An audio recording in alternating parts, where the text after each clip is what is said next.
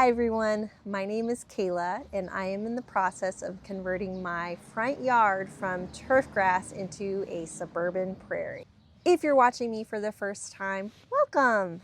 I got a $4,000 grant from my local sewer district to start this project, which is to convert turf grass into native plants to combat stormwater runoff. My last two videos go into detail about how I got the grant, why I'm doing this, so if you'd like, please check them out.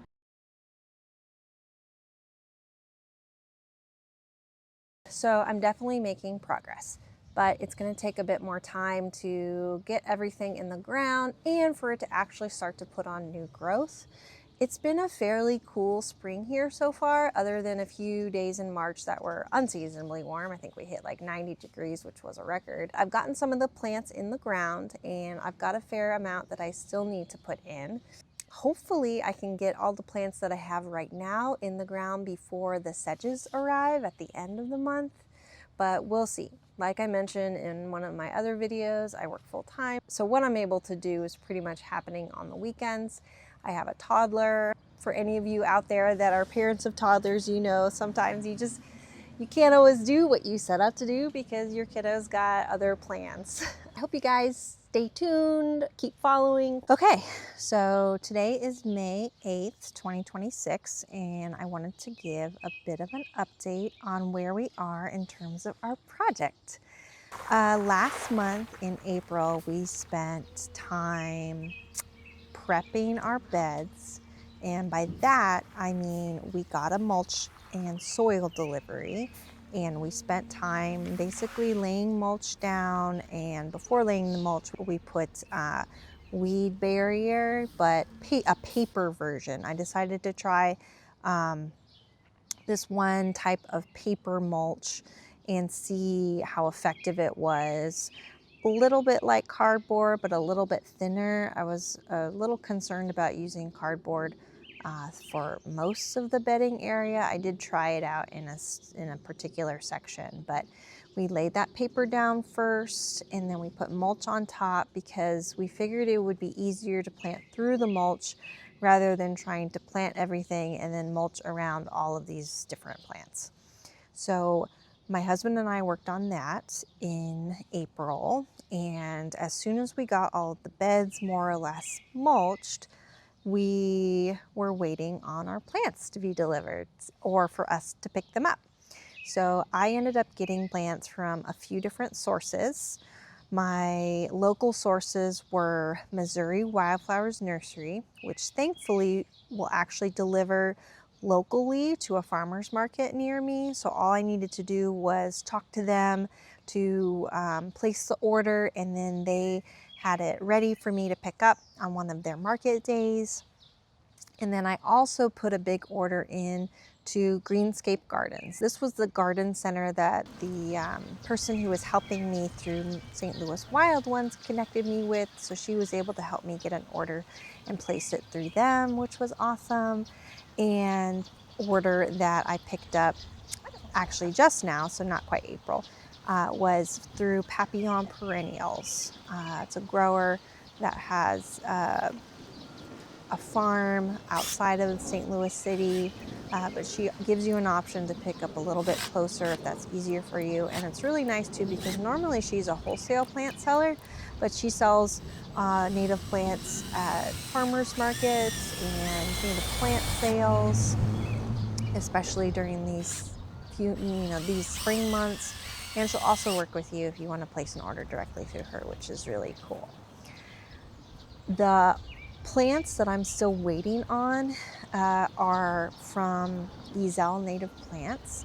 I got one order from them. I got my purple love grass earlier this week, but the last order that I am getting is my 100 plugs of Pennsylvania sedge, and they're not set to deliver until the end of May. That's just when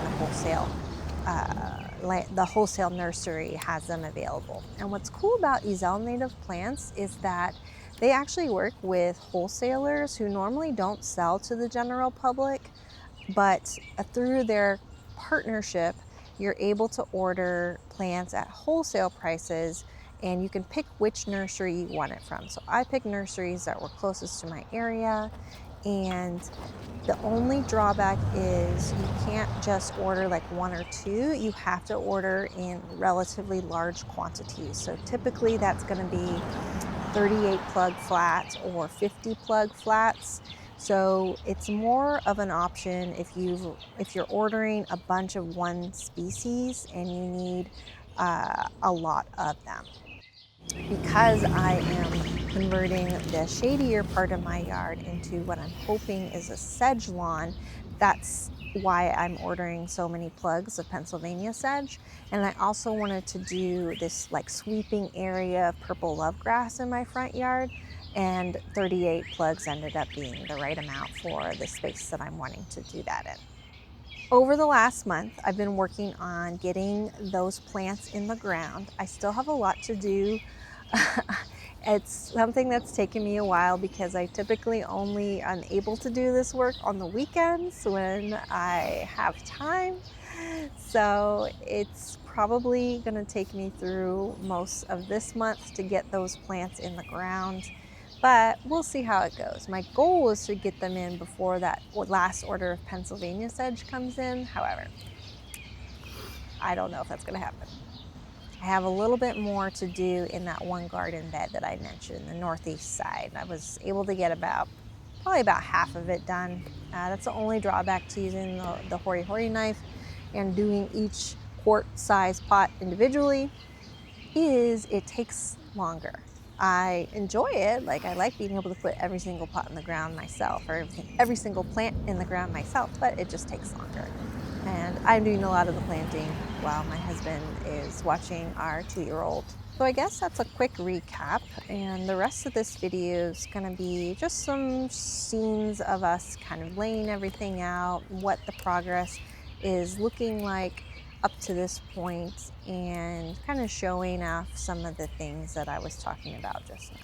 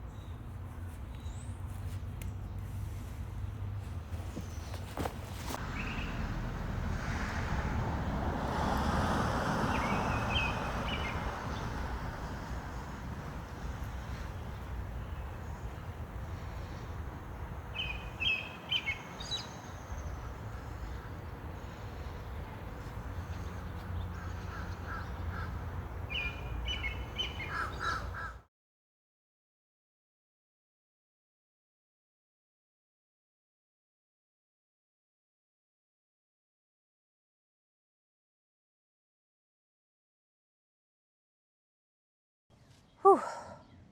Hey everyone, this afternoon I spent a good hour and a half, 2 hours planting in some more of my plants for my Suburban Prairie. I was working on the section that is kind of in the northeast corner of my yard. That's the section that gets very much full sun, and I put in some prairie drop seed, some landscape coreopsis, small skullcap, glade coneflower, silky aster, and I'm probably forgetting one. The soil, thankfully, is still relatively easy to work. I mostly was using my hori knife, but I tried using a drill, like a digging auger in my clay soil, and it said it was for clay, but I don't know if my drill's not powerful enough or if it just doesn't work very well when the soil is kind of wet, but I need to do some more experimenting with that because it didn't work the way I thought it would. So I ended up doing it by hand, which is not a big deal, it just takes longer. I wanted to also note that While I am a big proponent, a huge proponent of native plants, I'm not a purist. I try and aim for at least 70%. That's something that I remember reading from Doug Tallamy's works, because I think I'm actually higher than 70%. I should do like a total because I haven't actually done one. But there are certain plants that you just like, you know, that are ornamental, and they're ornamental for a reason, right? They're pretty, they have long bloom times, they have really beautiful smells, and for a lot of people, plants are strongly associated with memories. That's why I named my channel after my grandmothers, right? They were both gardeners, and I have a lot of fond memories of being with my grandmothers and spending time just with them. So I've got plants that I have because they remind me of them. Some of my favorites that I like to buy year to year, and I've got container plants too. Like I've got pots that I like to put stuff in. But I like to use zinnias. I like to use marigolds. Those remind me of my Grandma Rosalinda. And I also like to grow plumeria. I have one plant that I got from a cutting, and I also bought some seeds and grew those last year. So those plants are in their second year. It's going to take a few more years for them to bloom, but the reason why I like plumeria is because, you know, the flowers are beautiful, the fragrance is amazing. I've spent some time in the South Pacific, even though, funnily enough, plumeria is native to Mexico. I looked that up and I was like, oh, okay, well, that's funny.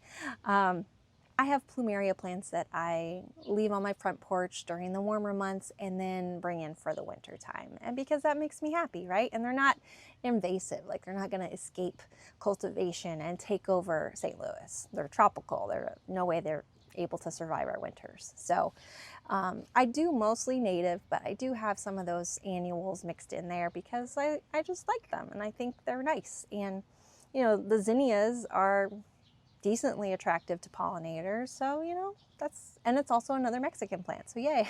Yay, plants from Mexico. So are marigolds. I guess I have a theme going. I'm probably looking a little bit sweaty, and I tried to wipe the dirt off my face because I'm always like pushing my glasses up when I'm planting, so I always end up with dirt on my nose. But I just wanted to record something really quick before I have to go, and I will talk to you later.